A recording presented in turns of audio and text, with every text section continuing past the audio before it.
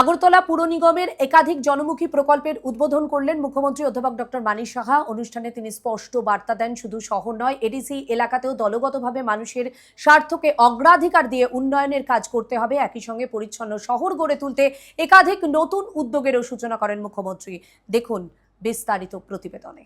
আগরতলা শহরকে আরো পরিচ্ছন্ন, আধুনিক ও নাগরিক বান্ধব করে তুলতে একাধিক প্রকল্পের উদ্বোধন করলেন মুখ্যমন্ত্রী অধ্যাপক ডক্টর মানিক সাহা।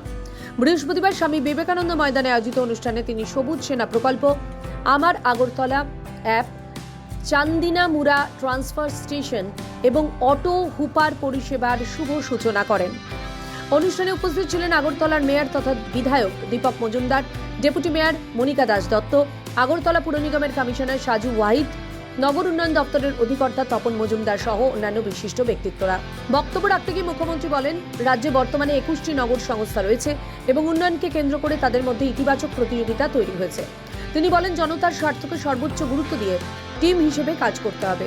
শুধু আগরতলা বা অন্যান্য নগর সংস্থাতেই নয়, এডিসি এলাকাতেও পারস্পরিক সমন্বয়ের মাধ্যমে উন্নয়নের কাজ এগিয়ে নিয়ে যাওয়ার আহ্বান জানান তিনি। দেখতে দেখতে সময় চলে যায় এবং সময় তাদের জন্যই যায় যারা সারাক্ষণ ধরে কাজে ব্যস্ত থাকে।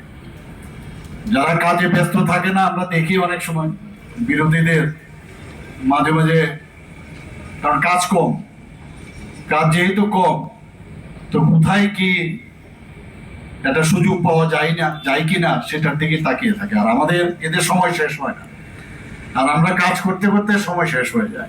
মুখ্যমন্ত্রী আরো বলেন, পরিচ্ছন্ন পরিবেশ, উন্নত জীবনযাত্রা এবং একটি সুন্দর শহর গড়ে তুলতে প্রশাসনের পাশাপাশি ক্লাব ও সাধারণ মানুষের সক্রিয় সহযোগিতা অত্যন্ত গুরুত্বপূর্ণ।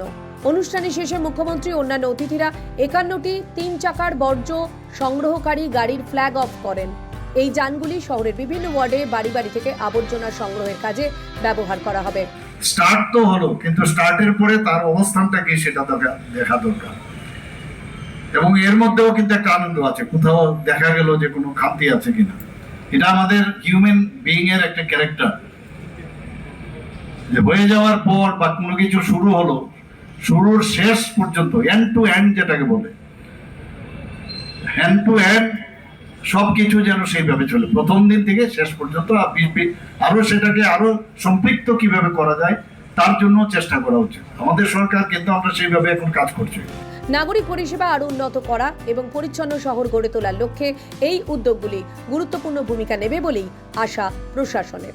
ত্রিপুরা থেকে দেবাশিস বোসের রিপোর্ট, সিএন ত্রিপুরা।